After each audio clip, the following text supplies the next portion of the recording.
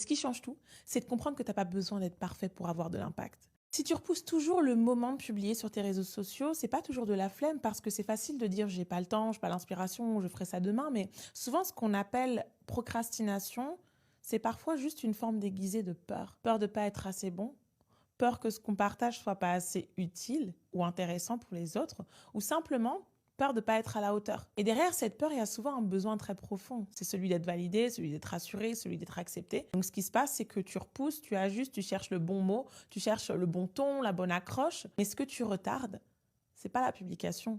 C'est pas ce post, ce reel que tu as besoin de mettre. Ce que tu retardes, c'est toi. Ce que tu retardes, c'est ta voix. Ce que tu retardes, c'est ton positionnement, c'est ton message. Parce qu'au fond, c'est pas ton contenu que tu bloques, c'est ton expression. Et ça peut durer très longtemps si tu mets pas de conscience dessus. Mais ce qui change tout, c'est de comprendre que tu n'as pas besoin d'être parfait pour avoir de l'impact. C'est pas la performance qui touche les gens, c'est la sincérité.